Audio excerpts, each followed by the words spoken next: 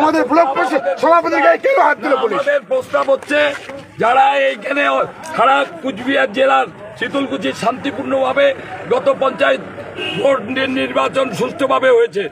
আমরা চেয়েছিলাম এবার লোকসভার নির্বাচন শান্তিপূর্ণভাবে হোক।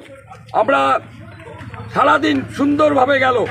একটা জায়গা আমি বড়বাবুকে বলেছি, আপনারা শীতলকুচি ব্লকে 2 থেকে 3 জায়গায় এরা বিজেপিরা সন্ত্রাস করছে। তার একটা হচ্ছে এই যে এই চেয়ারম্যান 246 বুথের যে বিজেপির মন্ডল সভাপতি আছে খোকন দাস, আপনারা এই ব্যবস্থা দেখুন। শীতলকুচি টোটাল ঠান্ডা আছে। আমরা বলেছি, প্রতিটা মুহূর্তে বলেছি, আজকেও আমি বলেছি, 4টের সময় বলেছি, আপনারা দেখুন মবটাকে সরিয়ে দিন। কিন্তু দেখলাম স্যার পাঠিয়েছেন, কিন্তু একজন সাব ইন্সপেক্টর আর 2 জন কনস্টেবল, আর ওরা প্রায় 150 মতন লোক দাঁড়িয়েছিল। আজকে একটা বিশাল বড় ঘটনা। আজকে নবীনবাবু অল্পর জন্য আমি প্রত্যক্ষভাবে দেখেছি, নবীনবাবুর উপর প্রায় বোমটা পড়েই গেছিল। 2 মিটার 1 মিটার থেকে 1.5 মিটার ফাঁকে পড়েছে। নবীনবাবুর আজকে কপাল ভালো ছিল, বেঁচে গেছেন। তার পেছনে আমি ছিলাম আমাদের বুথ এজেন্টগুলোকে নিয়ে যাওয়ার জন্য। আজকে একটা বড় বিপদ থেকে আমরা উদ্ধার পেয়েছি।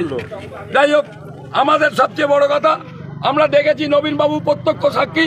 নবীনবাবুর কাছে নিশ্চয়ই অ্যাডিশনাল সাহেব শুনে নেবেন আমাদের ভূমিকা কি ছিল। আর কি আমি লোকগুলোকে সব মাঠে পাঠিয়ে দিলাম শোনার পরে, আর সবাই শুনেছে ব্লক সভাপতি আক্রান্ত হয়েছে, অটোমেটিক সবাই চলে এসছে। চলে আসার পরে আমি সবাইকে বললাম তোমরা মাঠে গিয়ে জমায়েত করো, ওখানে বসে থাকো। আমার কথা সবাই শোনে, কিন্তু আমাদের সঙ্গে কোনো আলোচনা না করে পুলিশ বাহিনী গিয়ে আমাদের বসা লোকগুলোকে লাঠি পেটানো করা হলো। এটা কোন ধরনের প্রশাসন? আমি এটার বিচার চাই। এর যদি সম্পূর্ণ বিচার না হয় তাহলে আমরা বৃহত্তর আন্দোলনে যাব। চলো, আমরা খাওয়া দাওয়া ছেড়ে অনশনে যাব। আমরা যারা খাওয়া দাওয়া ছাড়বো, এখানে যদি সেন্ট্রাল ফোর্স হতো, সেন্ট্রাল ফোর্স মারছে।